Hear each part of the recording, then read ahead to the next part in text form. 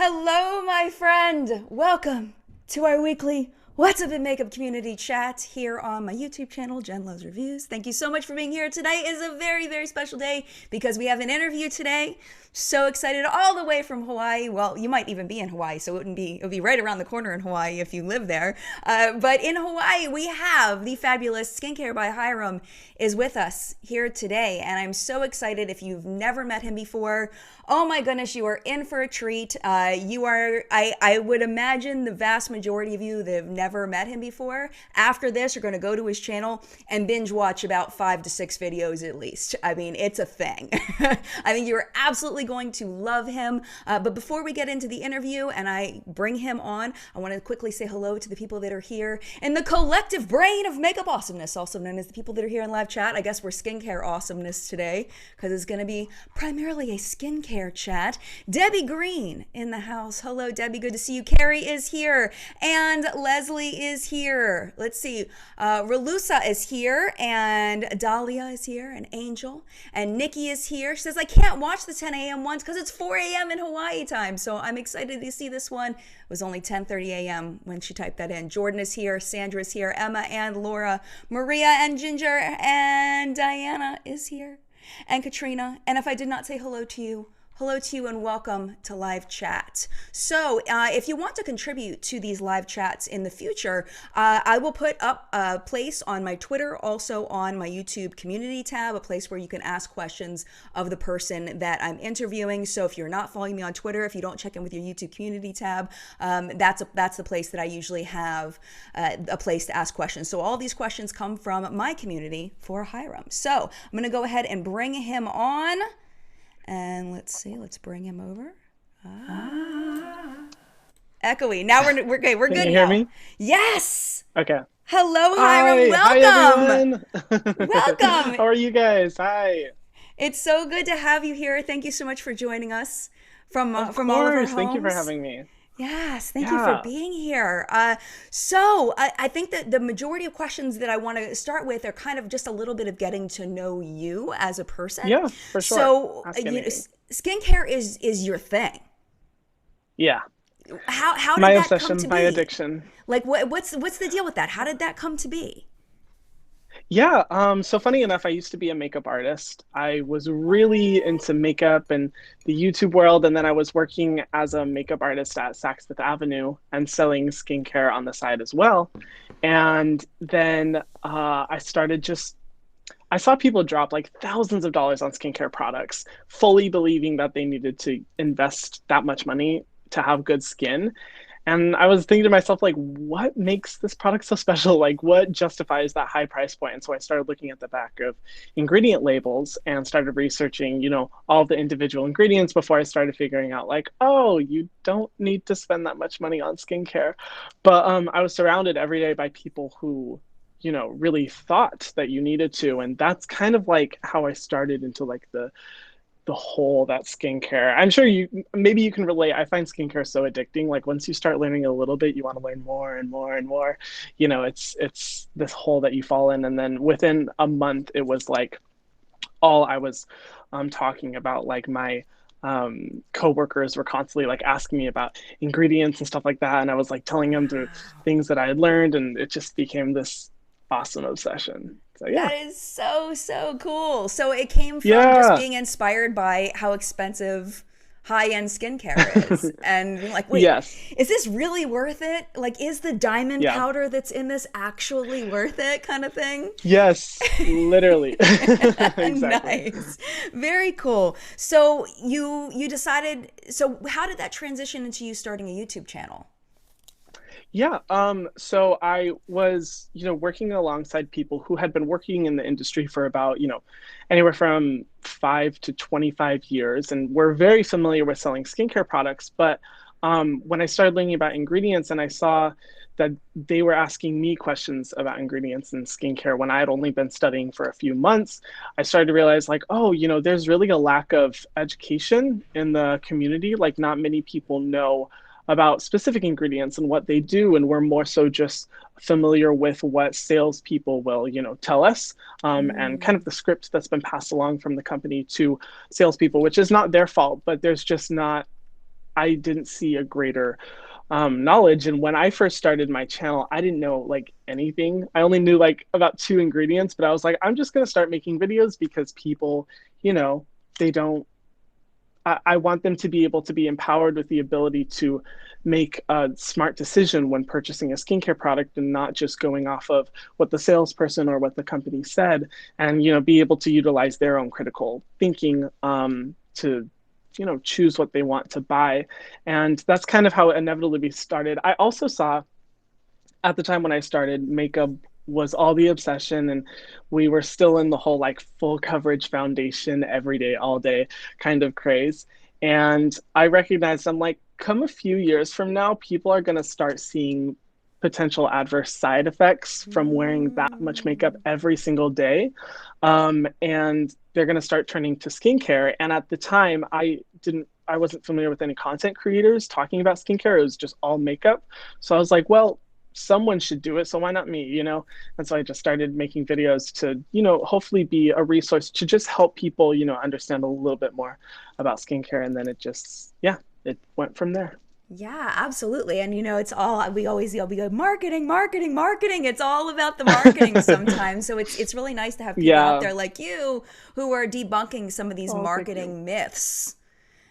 Yeah. Just at least, empowering people to be able to make their own decision. Right. That's just the main thing for me. I'm like, if you want to buy a $1,500 moisturizer, go off, that's totally within your right. But not being able to have a resource for information other than a salesperson, that's kind of what the intent was. But thank you for that. That's yeah, awesome. I mean, my thing is with YouTube is any little way I can help, even if it's just with one ingredient or one product. That's my goal. Yes, nice. So I know you get a lot of questions about any formal training that you've had, and you list yourself as a skincare specialist. Can you tell me a little bit more about that?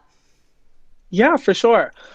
So I will say at first, the term specialist varies depending on country and depending on state. So it can mean different things depending on where you're located. Here in Hawaii, the specialist is a widely used term, like it's the official title of my position. It's on the contract. It's what I have been as. And to be a specialist, you basically have to work in the industry and have to have a general knowledge and received some informal training to be labeled a specialist. With me, I specifically did take classes from professionals, estheticians specifically, where I was able to learn some base knowledge. And then from there, I've pursued my own information from chemists, dermatologists, and other estheticians, which is what I continue to rely on today. To be considered a specialist here, it's basically like you just have to work in the skincare industry and have previously received some training and some knowledge. But that does depend on the state. I think in California, you have to be a licensed esthetician. And I don't claim to be an esthetician or dermatologist whatsoever. I'm only a specialist. But yeah, so I've been working in the industry for how long as a specialist? About a year and a half, almost 2 years. And in regards to being a specialist, a lot of it, at least here in Hawaii, they provide you with some base knowledge, but it's not a lot. You have to do a lot more of your own research, which is where I rely on a lot of chemists and dermatologists. Some of the ones online that I rely on are like Lab Muffin Beauty Science, Dr. Dre, it's kind of Steven. I'm not sure if you're familiar with them. Amazing resources. Oh, yeah. I highly recommend. Yes. But yeah, and then I specifically have worked with ingredients and just skincare training in general. I'll go to different retail locations and educate people about, ingredients and how they can utilize that information to help their clients or help with sales or just different things like that. Just a little bit more focused on ingredients rather than say specific marketing, like we were talking about before. It's kind of like what I specifically do. That is so cool. Yeah, it's so fun. Awesome. It's so much fun. That. Yeah, I love that. It's so so you're much currently fun. working in the skincare field. Yes, and I have been for a while. I mean, I will say right now, I am taking like a little bit of a break because the company I was working with is like, okay, your YouTube's channel is it's going a little crazy right now, so we'll let you, like focus on that for a little while. We'll give you a break. Yeah. So that's Oh kind of what I've yeah. been doing right now. But yeah, I have been Nice. working in the industry. That's It's so amazing. Yeah, I awesome. love That's it. very cool. And you Yeah. like I know probably people probably say this all the time, but you look so young that it's like I used to get that when I was really, younger too, that people thought I would like when I did my first pregnancy vlog, people thought I was like Yeah. 16 and I was actually 30. Oh yeah. So I'm sure people will probably ask Hey, you about work. that as well. That is a great problem to have. I hope I have Yeah. that same problem when I'm 30. We'll see. Yes. But Yes. yeah, it's so funny. Nice. Like I one of the I don't know if you know the website Famous Birthdays, but they reached out Yes. to me and they're like, "Hey, can Yes. you just tell us your birthday because they're like so many people are searching what your age is," which I thought Uh-huh. was so funny. But yeah, that is a factor and it's funny because a lot of people have kind of said like, "Well, what do you really know because you're really young?" And it's funny because when I was 18 years old, I had severe wrinkles all over my face, of Wow. which I've been able to get rid of. So I think that's kind of like a testament to like damage and aging and stuff like that can happen at any age, and age doesn't Wow. necessarily reflect, knowledge of the topic of Wow. yeah. Yeah, I totally agree. I totally agree. I think it's more dedication. I think, Yes. when you can be an older person who has been, just kind of dibble dabbling for a while and not know as much as someone that is like really getting into it and really passionate and spends Oh hours and yeah. hours and hours and hours, when you're really into something. I mean, there's so many things that people can be into. I have friends that are really into Yeah. anime or really into, cars or whatever, and they know Yeah. everything. So I don't think age is Yeah, and they're necessarily a huge so factor young. either. Yeah, Oh I yeah, totally there's agree. some chemists in the skincare industry that are leading and paving the way, and they're like literally in their 20s. So Mm-hmm. definitely, it's all about passion, pursuit of that knowledge, and also, Mm-hmm. sourcing the information that you've been able to get from people who have been in the industry longer and Right. building upon that. I think that's also important. But yeah. Yes, absolutely. And one thing I noticed is you did put a video out today on skincare under $10, and I'm like halfway through Yes. that video, and I didn't get to watch the whole thing, Oh, thank but you for watching. I did start watching it, and it looked like it was really interesting because you talk about a lot of different products that I haven't personally tried, and I think it's great that you cover a range of price points, Yeah. from more Yeah. expensive all the way down to less than $10. I think that's awesome. I wanted to throw that out there. Oh, thank you. Yeah, I So, just want skincare to be accessible to everyone, and I don't think absolutely. that your income should dictate the quality of skincare that are able to get. And some of my Hmm. favorite products are like $6. So, Yeah, and some of that's my awesome. favorite products are like almost $100. So, it totally ranges. I think just sharing that is important. Right, definitely. And I do have quite a few very specific questions about some different products that the community Oh, wanted to know awesome. your thoughts on, if you don't mind me asking you a few of these. Yeah, of Okay, course. so the first one was about blackhead remover vacuums. What are your thoughts on Oh. those?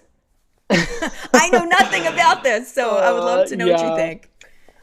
You know, they are so satisfying, and I think that's the appeal. I won't deny that seeing those little Instagram ads are super satisfying, but I think in my last video where I reacted to TikToks, there was one specific guy who he did get one that he saw on an ad. This is Mm, just, like a regular person, not like a influencer or anything. And he had a horrific experience. Like it literally mm. broke capillaries. He had to go and get treatment for it. It was such a bad Oh, experience. And I think that kind of is a testament to what I'm always saying about blackhead removers and specifically with those machines. Like they aren't necessarily regulated by the US standards for what's safe for the skin. And that's where I get a little bit nervous because you don't know where it's coming from. You don't know how strong the suction is. And sometimes you can get like a really, nice experience where it just kind of takes off the top layer. And sometimes you can get a really horrific experience like the guy that I was reacting to, which is right. where, like, whenever I see that with any product or with anything where there's some good, you know, results, but there's also some really bad results. I'm just Yeah. like, throw the whole thing away. Like, I don't even want to touch it if there could be some really negative side effects, especially when if you use an ingredient like salicylic acid, for example, Right. amazing for getting rid of Yes. blackheads. And usually with those blackhead remover tools, they're only removing the top layer, the sebaceous filaments on the surface of your Mm, skin, which are at the top of the pore. So that's the like collection of like white stuff that you see. But blackheads actually occur way deeper in the pore. And hmm. really the only way that you can get rid of blackheads is by salicylic acid. Um, that's at least the best way, in my opinion, to get rid of blackheads. There are some other ways as well, but when you have a better alternative like salicylic acid, which is going to treat so many different concerns, get rid of acne and breakouts and stuff like that, it's like it's much better to go with that than it is to go with that tool that could potentially really hurt your skin. Absolutely. And there are some very inexpensive salicylic acid products, Yeah. out Oh, there. It's yeah. not like you have to spend even 20 or $30 on a salicylic acid product. So, Not at all. Like even the CeraVe salicylic acid products are amazing drugstore prices, like $10 to $15, and really effective. So you don't need to invest a lot yeah. of money. There's other solutions that are much better. I think with some of those things, it might also be like this, I don't know if it's the sensory aspect of it or something, like the fact that you're using a tool. Hmm. Like how people sometimes they Yeah, kind of like that sensory situation, but you have to do what's best for your skin. Like exactly. like that may Exactly. not And be, yeah. yeah, like the health of the skin is the thing that I Mm, try to push for more. Is that you just want to make sure that your skin is you're doing what's most healthy for your skin, not what gives mm-hmm. the most dramatic results, not what gives you some instant gratification, but what is healthiest. And most Absolutely. times, the things that are healthiest for your skin, they take a little while. Like it takes regular use before you see any dramatic results, and it's just much safer and better that way. Absolutely. And speaking of that, chemical exfoliating. There was a Yeah. question about how many times a week do you recommend people use either chemical or Oh, physical exfoliators? I think we're on the same page in that we're not as big of a fan of physical exfoliators as we are chemical yeah. exfoliators. Yeah. So, can you tell me a Definitely. little bit more of your opinion on that? Because the community would be really curious to hear what you have to say. Yeah, for sure. So as far as physical exfoliation refers to like scrubs, and chemical exfoliation refers to like lactic acid, salicylic acid, glycolic acid. So for physical exfoliation, I recommend once a week at most. If you are going to use a scrub, use a gentle one and use it once a week. The reason why is that you aren't able to tell when your skin is being overly aggravated and sensitized when using a scrub. And sometimes you can push it too hard and it can cause a lot of issues down the road. So once a week, I say is fine. For chemical exfoliation, at most every other day. With some exceptions. If you are struggling with like acne and breakouts, I think using salicylic acid every day can be okay if your skin can handle it. But I'd say every other day at most is good because you want to make sure your skin's getting a little bit of a break from chemical exfoliation. But if you are using, like, say, a super strong, like the really popular product right now, the ordinary AHA BHA solution, it's the blood red mask that Oh my everyone's using on gosh. TikTok and all over. That one's once a week. You Okay. should try it. It's amazing, but it's so strong that you only want to use it once a week. So that's how often I would say. Gotcha. Gotcha. Yeah. And along those kind of a similar line is the issue of serums. So it's Yes. kind of we've been kind of talking a little bit about it in our community, a little bit about the number of skincare items that people have added to their routine, the 10-step K-beauty skincare Yeah. routine that's been popular, Yeah. and noticing that a lot of dermatologists that are on YouTube and skincare professionals, their skincare routines really aren't super involved. They don't have a 10-step Hmm. skincare routine. So with serums and moisturizers and all of that, are there serums that do things that moisturizers just can't do? Like, do you feel like people Hmm. really need to add serums in along with moisturizers, or is there some kind of variability there? Yeah, actually. So, what I talk about on my channel sometimes is how I believe the perfect skincare routine has four steps: cleanser, treatment, moisturizer, and sunscreen. And the treatment, in my opinion, can best be found in a serum. Now, when you look at the functionality of a moisturizer, it's to prevent your skin from losing any water. It's called transepidermal water loss, where we lose water through our skin. It causes dehydration, dryness, aging, breakouts, all those problems. But what a moisturizer usually can't do, in my opinion, effectively is say like exfoliate your skin really well. And exfoliation is important because you always want to make sure you're getting rid of the dead skin cells on your face so that they're not building up and causing those problems. And while you can have, say, a moisturizer with exfoliation, using that every single day can overly irritate your skin because you shouldn't technically, in my opinion, be exfoliating your skin every day. So I love serums. Oh my gosh, serums is like my favorite part of the skincare routine, Mine too. because you're able to see, yeah, yeah, you're able to see really good results. And depending on what you're struggling with your like depending on what your skin is struggling with, you can basically like use different products to treat those concerns, whether it's exfoliation, or you could do retinol if you're wanting to get rid of fine lines and aging, or also really active acne or breakouts. Or you can have soothing serums with like hemp seed oil and colloidal oatmeal, which are really going to soothe any redness and sensitivity. Serum is like the most fun part of the skincare routine. The only thing I would caution is, yeah, like you were talking about, the 10 steps, 15 steps, that is exposing your skin to so many different components because every product, say, has like 30 to 50 ingredients. When you multiply that by 10 or 15, that is so many different types of ingredients that you're exposing to your skin every single day. And skincare should be about, it's like working out every day, for example, like as opposed to getting a dramatic surgery down the road. It's the same thing with like skincare, I would say. Just simple everyday use will give you the results that you need rather than going in with one really intense thing all at once to get rid of all of that damage that has accumulated. And I think that's the appeal of using so many different products, is that you see a really dramatic result. When in reality, your skincare routine should be very simple and should just treat what you need to treat, prevent what you need to prevent, and that's it. And I So think yeah. the fun part of that is individualizing that to yourself, and I think that's where Yes. serum can be really magical, where you think about, Hmm. okay, I'm going to look at my face and what is the one thing that I want to take care of on my face? What do I want to target right Yeah. now? And you can target that with your serum. So, Exactly. yeah, It's so much fun. it Serum is like is. the most fun part, and you get like the highest concentrations of really active ingredients. So you really like, it's the most, I'd say, like instant gratification part of your skincare routine that you can see within, safely while not damaging your skin at the same time. So yeah, it's great. Nice, nice. It's so funny, like hearing you talk, because I'm like, yup, I believe the same thing. It's like validating for me. Like when you say something that I agree with, it's like, Oh, yeah, yeah, oh, well, I'm glad. yeah. That's cool that we have, yeah, even when we were talking a little bit before the live stream, like we have Yeah, similar skincare philosophies. And it's we cool when you definitely find do. someone who does have similar philosophy because there's just so many recommendations and similarities you can Oh my share. gosh, yeah, absolutely, absolutely. So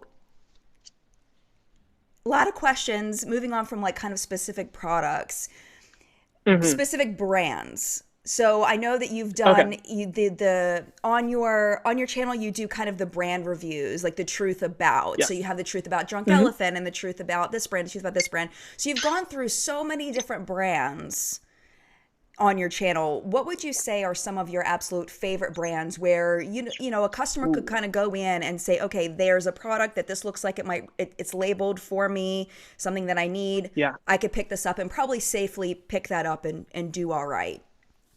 Hmm. So what are Yeah. some of your So I favorites? would say, yeah, I would say, first off, I talk about this brand all the time just because they're the most accessible and the most simple but effective on The Ordinary. I think, and they're just a really ethical brand, which I really like. They're owned by Decium. And yeah, they just offer really good, very low price, but effective skincare that's not super fancy, that doesn't have 100 ingredients. It just simple does what it's supposed to do. I also love Crave Beauty. It was started by another YouTuber. Her name is Leah Yu. Amazing. I love her. And the brand is incredible. So innovative for how, like in comparison to like the brands that you find at Sephora, it's a lot smaller, but so innovative, and just every product I'm like, oh my gosh, so good. I would also say First Aid Beauty is another brand that I find is very accessible that I really like. Just so many products that are always included in my like favorites videos. Um, And I like them because they're also so accessible. You can find them at like every Ulta and every Sephora and pretty low price point in comparison to the other high price point products at Mm-hmm. Sephora. And then one that's starting to become one of my favorites is the In Key List. I'm not sure if you've heard of them. They're Just from also at you. Sephora as well. You're Oh, the only okay. person I've heard of them from. But Oh, well, that's awesome. Yeah, no, because they're similar to the Ordinary, but I'd say they offer products that are a little bit more well-rounded, while the Ordinary offers like good serums and treatments that are very minimal. The InQ list has more like moisturizers and cleansers and balms that are a bit more well-rounded in their ingredients, but have a similar philosophy to the Ordinary. So I'd say those are probably all my favorites to where I can like confidently pretty much like any product from any other brands. have you tried anything? This is my personal Yeah, curious mind. Have you tried anything from Good Molecules? I have actually. So a lot of products, they're similar to the Ordinary in a lot of ways. I like a lot of their products, and I'm actually trying a lot more because I want to do a review on them soon. Some of their products include essential oils, and some of them include like fragrant extracts. I'm just really not a fan of fragrant essential oils and fragrant extracts, but a lot of their products don't, and a lot of their more recent products have been formulating without that stuff. So Okay. I've been trying more and more. I love their ethics. They're a very ethical brand in a lot of ways, in my opinion. So that's why I'm like, okay, I'm trying more out from them. So stay tuned because I'll probably Nice, do a nice. review video within the next month. Nice, Yeah. nice. That's my personal request because I've Oh, been getting awesome. PR from them since they first started, and they're a Oh, Beautylish brand, cool. and I'm a huge fan of Beautylish just as a company. I've met the owner before; he's Yeah. a really nice guy, and Oh, that's I cool. want to see them. I like I. Not that because it's hard to say I want to see them do well because then it sounds like I'm Uh-huh. like, like I do anything to make see them. Like I don't have that kind of loyalty to them, but at the same Yeah. time, it's like they seem like they're just really good people who want to make really good things, at a really Yeah. at affordable Oh, price. yeah. Especially the Good Yeah. Molecules and their Units brushes. I don't know if you still do makeup at all, but their Units brushes are really good that they came out with it as a Mhm. more affordable brush line. So I was just curious what you thought Yeah. of them since they kind of Yeah. They're remind me one a of little those bit. brands. Yeah, Yeah. they're one of those brands that because I think for me, there's just so many brands that I'm always having to like look at every day that sometimes I overlook some to where it Right. comes down like, and that was the case with Good Molecules. Like earlier this week, they sent me one of their products, and I was like, oh, why have I not talked about them? Like I know they have a lot of good products. Why have I? And there's so many brands Yeah. where I'll have that realization to where I'm just like, oh shoot, like this is a really good brand. Why don't I talk about them more? And it's just Right. I tend to forget with all the so many different products and so many different brands.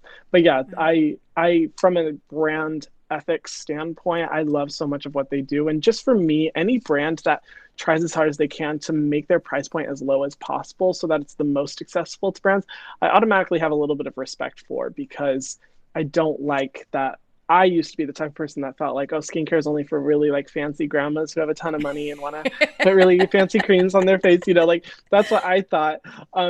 Because I only saw like skincare products really at the super high price point. So any brands that really bring it low, I'm like, I like you. You're in my radar. Yeah. Nice, nice. And well, on that same line, are there any like really expensive skincare products that you have tried over the years Ooh. that you feel like are totally worth the money at the price point that they're at? Ooh, that's a good question. I am it, anyone who watches my video will probably know that I like to push for the lowest price point possible. Because I'm just like, why would I pay this much when I could pay this much and get the same results, sort of thing. But I would say Allies of Skin, they're based in Singapore, but they've been gaining a lot of popularity in the US. They have some products that are definitely expensive, like sometimes like $100, but their ingredient lists, some of them are bomb. Like I look at them and I'm like, wow, you are really like taking skincare innovation and really maximizing it. And that's the thing where like for me, I do have high standards when it comes to certain ingredients, but I really like to see brands that formulate with non-sensitizing ingredients, but don't also formulate with just boring ingredients, where they're testing out new types of ingredients and using all these amazing natural extracts and formulating them together in these products. So I think Allies of Skin does it really well. To be completely honest, I can't think of a brand where they charge like 150, $200 per product that I can confidently say like, I love that brand. Because for me, when it comes to the over $100, I'm like, this is Right. like really excessive. It'd have to be like very specific Right. products. Besides that, I would say Kate Somerville, some of their product formulas are bomb. And they're a little bit more expensive, but I really like some of their like gentle products. I I'm just trying to noticed think of what else. Debbie Green, who comes to all my chats. She's been around forever. I love my Debbie Green. Oh, hi, Debbie. She also mentioned Youth to the People, and I think we have that in common. We both Oh, enjoy yeah. Youth to the People as well. Oh, yeah. Oh, I should say, yeah, because that, I guess you consider used to people a little bit more like I luxury. don't think they're like Um, way up there. It's not like, yeah, they're like mid tier. yeah. Oh my God. Yeah, no, I love used to people because I think I love brands that prioritize the health of the skin, but also prioritize social issues. And so, like the environment, helping people, um, making a difference in the world. And I feel like Youth to the People embodies that so well when I was learning about like all the tiny little details that they do just to make sure that their carbon emissions are lower, that their employees are being treated fairly, the donations that they make to nonprofits and social issues that are going on, like all these things. I'm just like, I have so much respect. So yeah, Youth to the People has always been just one of my top ever since I first learned about the brand. Just uh, everything about their brand is just awesome. So yeah, if you consider that Yeah, luxury, nice. definitely. Yeah, I don't know if I would consider that luxury either, but I just happened to see that Debbie had said Youth to the People, and I was Yeah. like, I know you have Yeah, your little thank you, Youth to the Debbie. People behind you. Like I see in all your Uh-huh. videos, you've Oh, got the one product right yes. behind you, that one, the green, Yep. whatever one. I always refer to that one. Yeah, the Yes, cleanser, it's like one of bust my it out. favorites. Yes, nice, nice. Um, so moving on to a little bit about K beauty. Yeah. There Ooh, were some love questions this. about K beauty as far as, you know, how specific is K. The question had to do with climate mostly, that the Korean climate is different than a lot of climates around the world. Oh, So, in order okay. to, their question was, in order to be able to use K beauty products, do you need to have a similar climate as Korea in order to benefit from them? Which I had never thought of that before. I was like, huh, That's yeah, I've never thought about. I mean, like I've never heard that question. That's a very yeah, good me point. I either. mean, I would say it depends on the brand because there are a lot of skincare brands based in Korea, but their Mhm. primary target like demographic and the people that they really appeal to most are like US and Canada. So take Purito, one of my favorite Korean skincare brands. Their biggest customer base is not Korea. They really make products for US and Canada, but because Koreans have like Korean skincare has is a lot more innovative in certain ingredients and they don't have like certain type of legalities like say the US is really far behind on their sunscreen technology allowances, Yeah. and they're very like restrictive against like the few basic sunscreen ingredients, but Korea has found like incredible innovative modern sunscreen technologies, and so they're able to make them there but provide them to the Western market. So I think it depends. As far as ingredients that are really formulated, it just comes down to the product. Like with every product line, you have some products that are more geared towards dry skin, some products that are geared towards more oily skin. Say take Hawaii, for example, extremely humid most of the year. I have pretty oily skin in general during the year, but a lot of people who, you know, were born and raised here, in my experience, have extremely dry skin. A lot of the clients that Hmm. I've worked with that are born and raised here have super dry skin, even though the humidity is really Wow. intense. Huh. So even in locations where you do have a different climate, you're still going to have the full spectrum of skin types, which is where companies want to facilitate to each of those skin types. So I would say it's not a huge issue. The only I'd say hesitation is like if you are someone who has dry skin and you're in a dry climate, be careful with hyaluronic acid because hyaluronic acid draws in moisture from your environment. But if your environment is extremely dry, it's not going to be able to pull in that moisture and that can actually irritate and further dry your skin. Um, so I'd say being mindful of just that. But besides that, I I can't think of anything that would. majorly impact that. It's just similar to most brands. Just find what product works best for your skin type. Love that. And Yeah. I'm learning so much through this. I love this. I love this chat. This is making me so happy. My Hey, I geeky love being brain able to is talk like about it. so happy right now. I could talk about skincare all day long, so I am a happy camper. Well, let's talk some more. Okay, so we've got about 25 minutes left, and I'm Cool. going to ask just a few more, and then I do want to try to take some questions from the community as well. I Yeah, already I'd saw love a that. few of them popping by that I was like, ooh, I really like that question. Ooh, good, So good.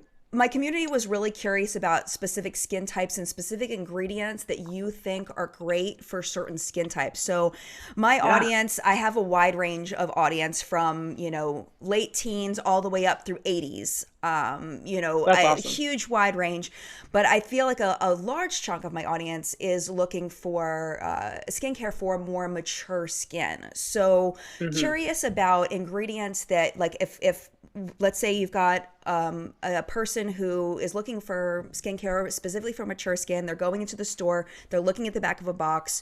What are some ingredients that you think that they should look for in their skincare? Yeah, definitely.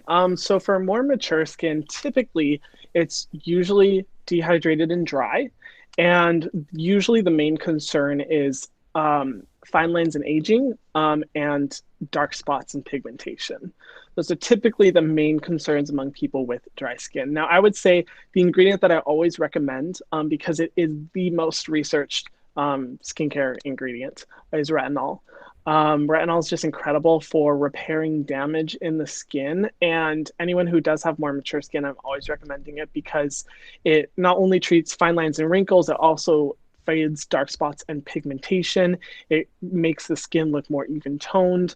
And if you are someone who does struggle, because sometimes adults struggle with, breakouts and acne, retinol is also amazing for that. And there's a lot of like pseudoscience out there saying that retinol is damaging to the skin and it has all these negative side effects. But in reality, that isn't true. It's the most researched ingredient and the one that dermatologists are constantly recommending. So I would say that's definitely an ingredient that I recommend looking for.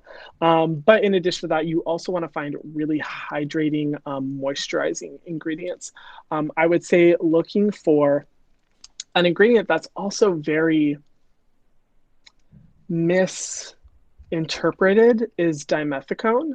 A lot of people don't like dimethicone in skincare because there's a lot of false information about it being toxic or about it clogging pores, when in reality, there are scientific studies showing that dimethicone does not clog pores in any way and is actually one of the best, safest, non irritating, and just the best for holding in transepidermal water loss. And when you're older, you're losing a lot of water through your skin typically, which is why you're experiencing so much dehydration and dryness.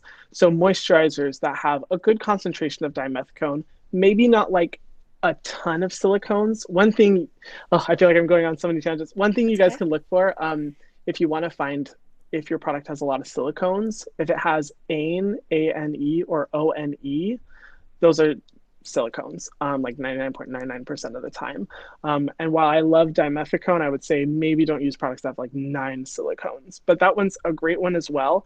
I would say any product that has ingredients targeted towards dryness is important. And honestly, there are so many ingredients out there that you could go for. I'd say one that's been really popular recently, or two that have been popular, are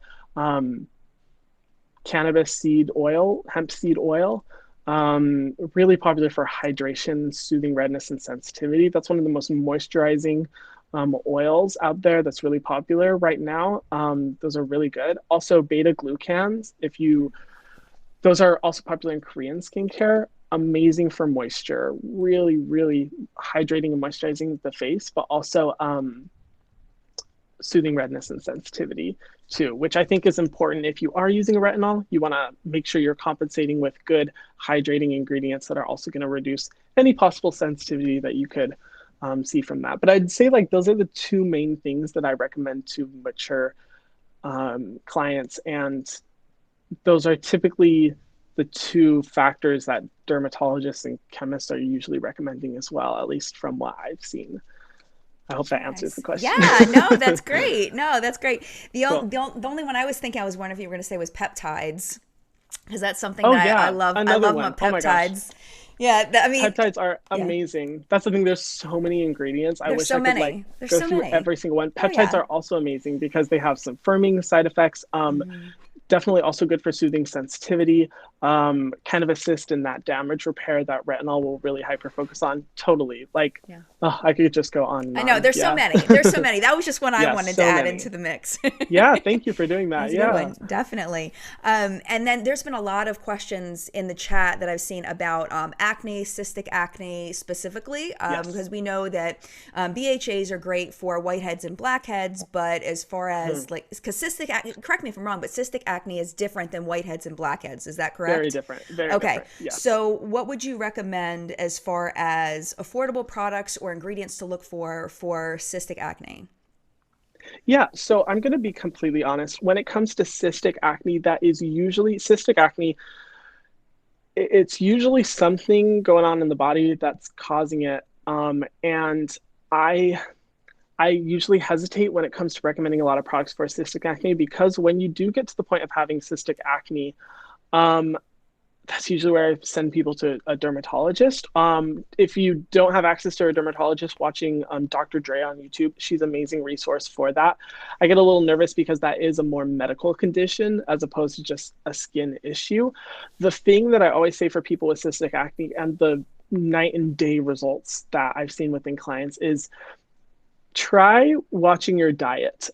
Typically, big contributors to cystic acne are milk consumption and sugar consumption. Those are two really big things. And then also sometimes gluten consumption. And because I don't feel comfortable recommending skincare solutions for cystic acne because that is such a severe medical condition, and I don't want to say something that could really like mess up your skin in a big way. Uh, but the amount of people that I've told, like, hey, maybe try for like a month taking milk out of your diet and seeing the results, taking sugar out of your diet, seeing the results, or taking gluten. And nearly every single time, the results that they see in their skin are transformative. Like, it is night and day difference. And I just recommend trying that out and seeing how that works. Because a lot of times when you have cystic acne, it's something else that's contributing to it. Because ideally, a simple 4-step skincare routine where you're taking care of each of those issues should clear up most of the problems on your skin.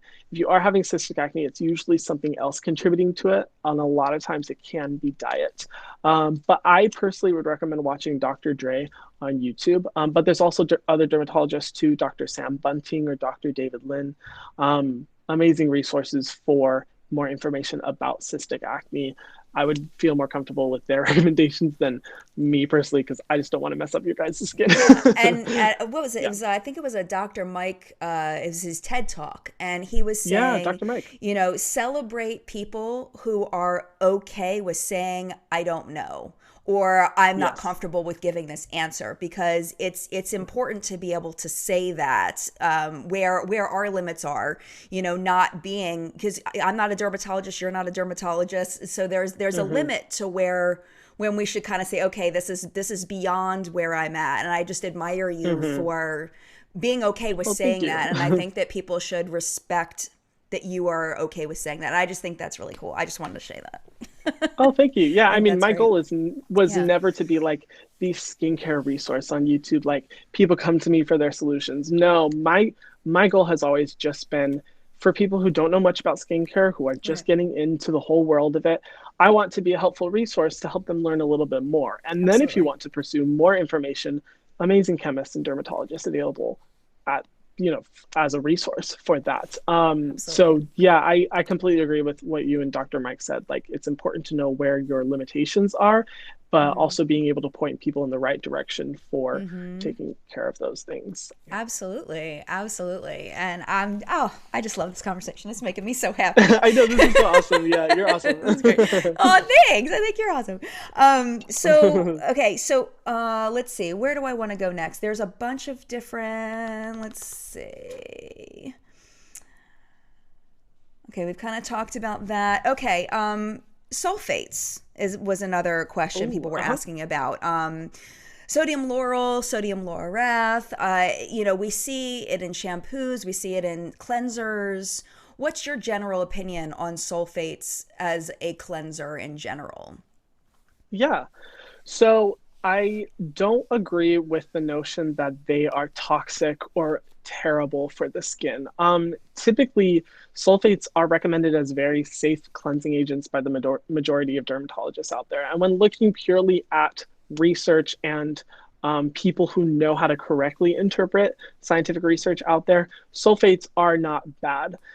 That being said, I don't think that they're the best. When I see sulfates in a skincare product, I'm a little bit disappointed because it's kind of the very basic like ingredient for cleansing. And I think there's much better ingredients out there that can really cleanse the skin very well without any stripping side effects. One of them being like sodium cocoa glucide, a derivative of coconut oil that can be used as a cleansing agent. And it's amazing. It works so well to deeply clean the skin, but not overly strip it, as opposed to sodium lauryl sulfate or sodium laureth sulfate, which can overly strip the skin and cause some sensitivity sometimes. But I don't agree that it's like they're terrible ingredients. If you see them on a like product, you have to run away. Definitely not. But when I see it, I'm like, oh, that's not very innovative. Like they really could have used a lot better ingredients.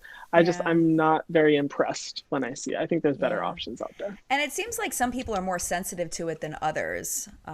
Oh yeah. Yeah. So kind Yeah. of have Like to. sodium lauryl sulfate, when I see that, I almost always walk away because sodium lauryl sulfate can cause some sensitivities and it's not I just don't think it should be in ingredients. It's just not in products. It's just not the best of And the there's best. so And many I only other want the best of the best. options. There's so Exactly. many other Yes. options. Why?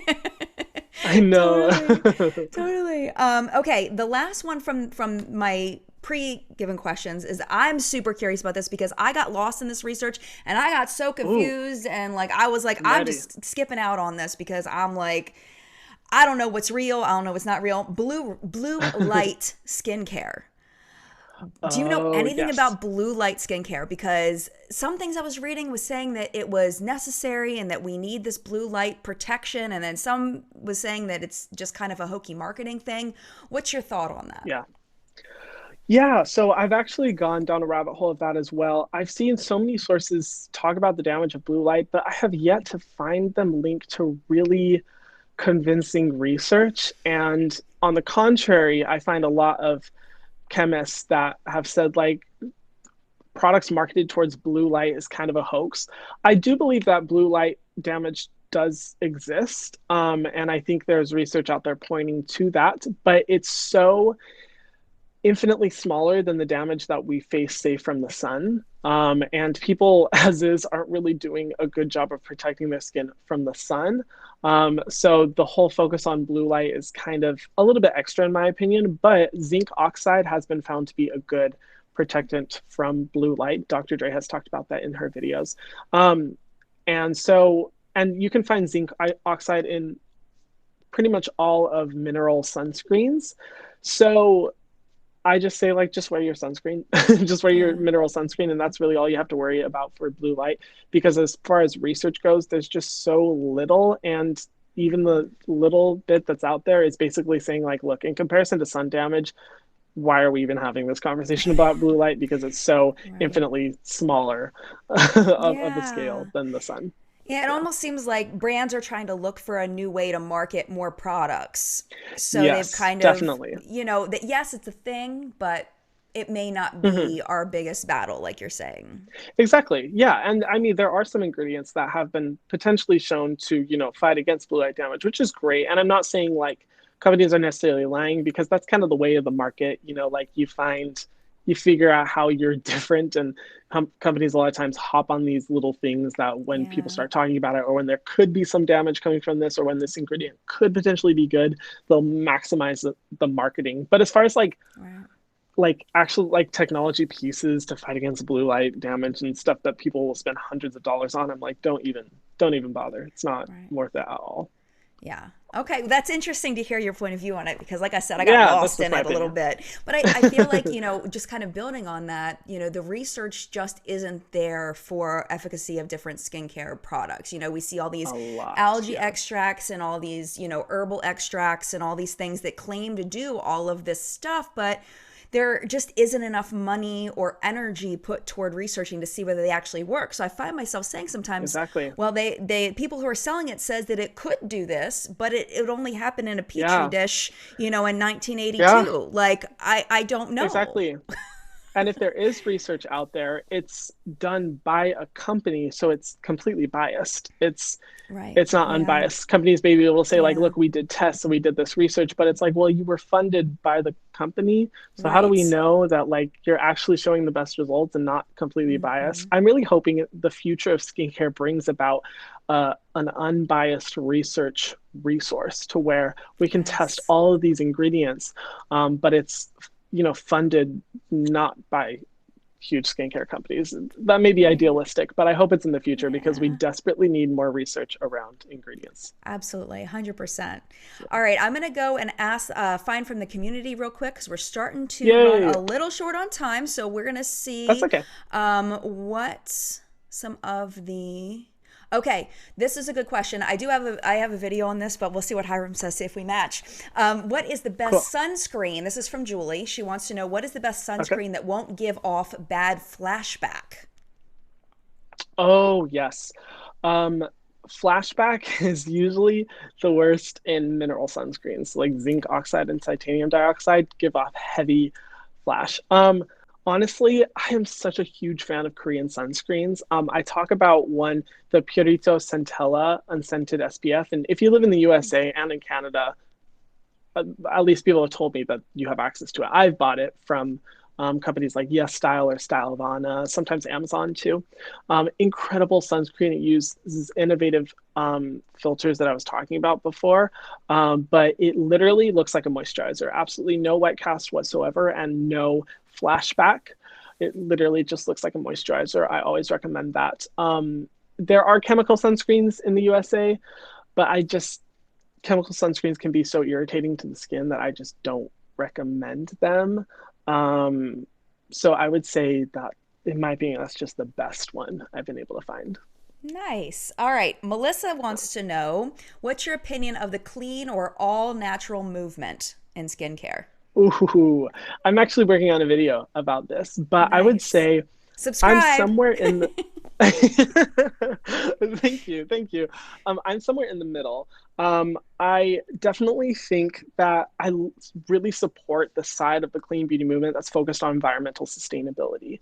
I love that and talking about packaging and sourcing, but I there's a lot of pseudoscience backing up the clean beauty movement. And so I think there needs to be a balance of both, which is why the companies I usually recommend, I feel, are a balance of both. And a lot of times, the clean beauty movement, while trying to be sustainable and trying to be more green, is actually causing problems for the environment that were never there. Like the sourcing of Mm, natural ingredients, most ingredients that are created in the lab are obviously sustainably sourced because they're created in the lab and very safe for the skin.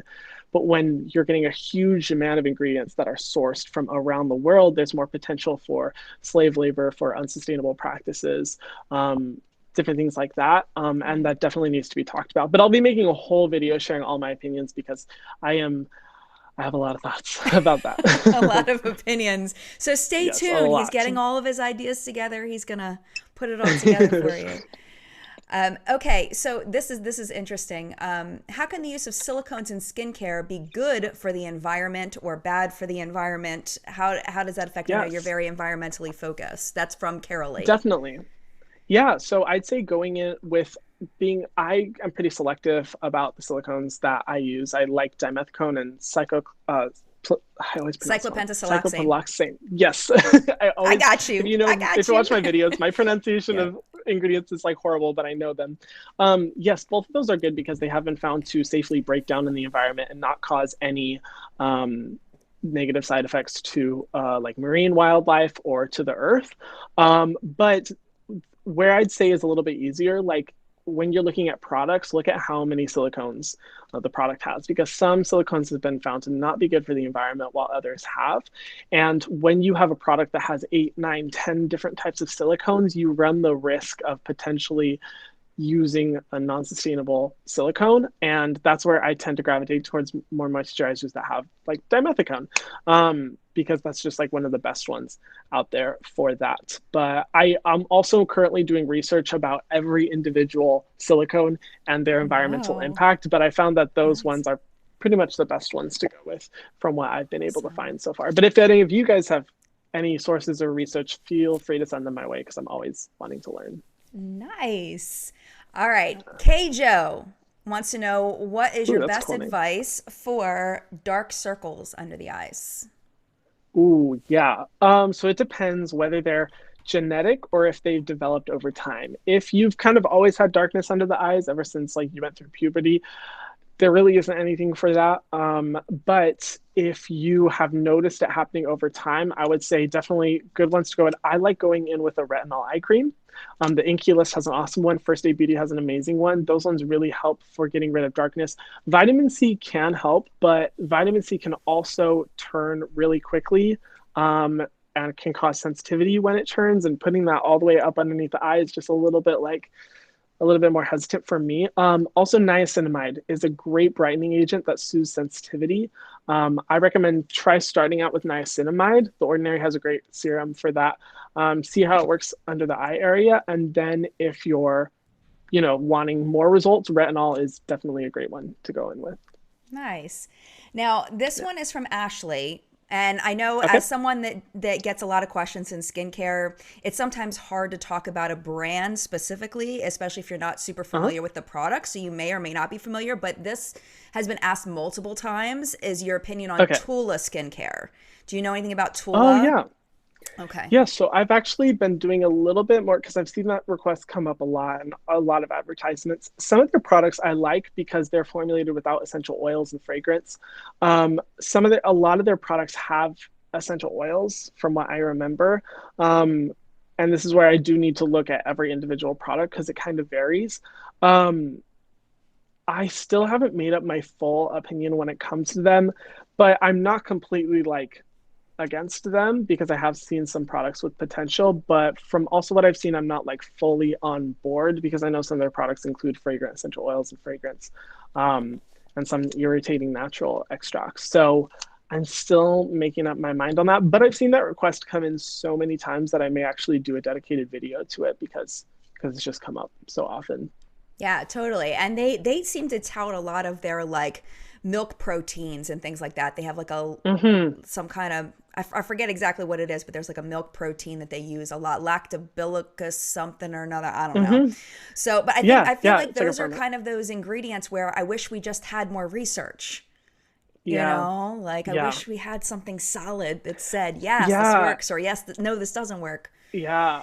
I mean, even for then, I love companies that are always pushing for innovation. What drives me crazy is when companies use ingredients that are known irritants. So I'm on the bandwagon, Right. I'm on the viewpoint of saying like if a product is using a brand new ingredient, I think that's awesome because they're pushing for innovation. But when they're using like fragrant essential oils, I'm like, oh, Mm. like we know that these can be irritating to the skin. We Right. like they're only Why? added for fragrance. Why are we doing this? Like we Right. know this. So that's the Right. only time I get frustrated. But if I'm not the type of person that's like, oh, I only use an ingredient once there's research on it because that's impossible. Hmm. There's so Right. little research out there. Right. So yeah, Totally. I still Totally. am looking at Tula and see what I'll see. Nice. And there's one more from Shay. I have a Ooh, feeling I cool. already know what you're gonna say. Shay wants to know how you feel Okay. about Glamglow. Oh, yes. So you know what? I think Glamglow gets a really bad reputation Hmm. because I remember like talking to so many people and they're just like, oh, Glamglow, like they're so amateur and stuff. But I'm just like, they would put so much hate and then they talk about brands that they love. And I'm like, those brands literally formulate with like the same irritating ingredients. So Right. like, Yeah. I feel like a lot of people do like to hate on Glam Glow because it's so marketed towards a younger audience. But some of Yeah. their recent products, they Hmm. came out with a cannabis sativa seed moisturizer, fragrance free, bomb, so good, so What? hydrating. They came out with an eye cream that was fragrance free with a lot of good ingredients. They are a little bit expensive, Yeah. but I but their masks, I'm just like, no, So no. you're Not their not into masks, but the glitter mask. oh no, glitter masks are just, oh my gosh, it's I did a so dumb. review And on then that. It was fun. It's so ridiculous. And then there's also conversation around glitter. A lot of times is Right. microplastic that's going Right. down the drain into marine wildlife. And Right. so I'm just like, no, Yeah. like not a Yeah, fan. totally, totally. Yeah, yeah. I, Yeah. I got a lot of crap for even doing that review. So I'm I like, bet, I oh my bet. gosh, but I did say it was not. Well, they had sent it to me in PR. They sent me that in Oh, a that's couple of cool. products. Let me just say they never sent me any PR ever again after that video. So, Yikes. Well, who knows? Maybe I'll yeah, never get any PR from maybe them one after day. this. Well, but you said It's you okay. like their I newer don't need stuff, it. so we'll see. Yeah, we I were having do. that. Yeah, I do. We were having the PR conversation before yesterday when we were testing the chat. It was yesterday, the day before. I can't even remember at this point, Uh-huh. but we were talking about how when you're honest, one thing that is a good byproduct of it is that the brands that reach out to you are brands that you actually really like. So you end up getting to Oh, partner with the brands that you yes. actually like. Yes. So Exactly. So it kind of works out. And even for yeah, me, I'm not determined to be like, I I hate this, I hate that. I'm looking for right. something to hate. I'm always looking for something to like, which is in the case of Glamglow, I Mm, don't like a lot of their products, but some of their products I'm like, oh, these are really good. So let's right. celebrate those so that they create more of those type of products rather Yeah. than the same irritating, BS products. Totally. Totally. Now, before I let you go, there was a Yes. question about your channel going beyond skincare, and you actually have already Oh yeah. gone beyond skincare in a new channel that you've Yes. just created that's really exciting. So, I would love Yes. for you to share just a little bit about your new channel that you've just created and what your future plans are for Yeah. that. Oh, thank you. Yeah, I'm so excited. It's called Selfless. And I feel the reason I created it is I feel like a lot of content on YouTube is focused a lot on things that in the grand scheme of things may not matter a lot, very materialistic. Top, and I feel like there's not enough of a conversation around, helping people around the world, talking about environmental issues, poverty, how to empower people to get out of those situations. And a lot of times when we watch the news, we see these horrible things happening on the news. We know what's happening, but we aren't empowered with the ability to make a difference. So the goal in Selfless is to create content that educates you guys about issues that are going on around the world, but also providing you with ways right now from your phone that you can make a difference in those issues to a positive change. And so it's really focused on empowering the viewer with something that they can do right now to make a positive difference in the world. And I'm super excited about it. I'm super excited for you. I'm so Thank excited for you. you. So, any hint on the kind of content that you're going to be putting on that channel, like a little more Yeah. specifically, like what you're going to be doing? Yeah, for sure. I mean, for this live stream, I'll tell you, some of the content got pushed aside because of, everything that's Right, going on right now around the world. But right. the first one's going to be about how I was a humanitarian and why I regret it, and Oh, talking about how I did humanitarian work around the globe and some of the unknown toxic cycles that have been created by the global humanitarian trip um, industry and the problems that those created, and then offering solutions as to how companies and we as individuals can change that so that humanitarian trips, humanitarian work can make a positive impact on communities rather than disempowering them. So that's going to be the first right. video, but Yay. I'm also going to be collaborating with other big YouTubers and creators, a lot of which you guys know, to talk about issues that they're most passionate about too. So there's a lot in the works. I'm That's excited so about it. exciting. I'm so excited for Yeah, you. I'm already thank subscribed, you. so I'm Oh, I'm thank you. waiting for it. I'm waiting for that second video. I'm on Yeah, for it. So, thank I you. I anything appreciate else that. that you wanted to share or anything else you wanted to shout out before we go for the day? Oh, I just want to say thank you. Like I was telling you a little bit yesterday, and I'm sure everyone who's watching can completely agree. I admire you and your channel so much because there's this level of integrity that is sometimes so hard to find, and complete honesty and commitment overall and dedication to your viewers. Not, anything else, not money, not attention. It's all focused on providing your viewers with the best information. And I just respect you so much for that. Thank And I, you. I was telling her yesterday too, like the first video I saw by you was L'Occitane, the situation that happened there. And I was just so impressed with your commitment to complete honesty. And I was Thank you. like, I want to keep watching her. So thank you so much for what you do and Aw. how you contribute to the YouTube community because it's just so great. Oh, Yeah. that means so much to me. Thank you. That is really, really Of kind of you. course, I of was like, course. shout out something for yourself, and then you said something nice about me. Like, that just is so No, oh my sweet. gosh. Oh my gosh. Thank you so much for that. I Of appreciate it. course, of Well, course. thank you so much, Hiram, for coming on. I know everybody was so Yeah. excited to see you, and that was the biggest prediction Yeah, when I so put on Twitter. awesome. I said, who do you think is coming on chat? It was like Hiram, Hiram, Hiram, Hiram, Oh Hiram, my Hiram. gosh, Yeah, I everybody saw like that. I knew. was like, you guys Everybody's are so so excited. cool. Everyone. Yeah, Yeah, so so cool. I love that. so excited to see you. And I know everyone loved hearing your answer to the questions. So thank you so much for coming on chat. Really, really Of appreciate it. course. I know I learned a lot.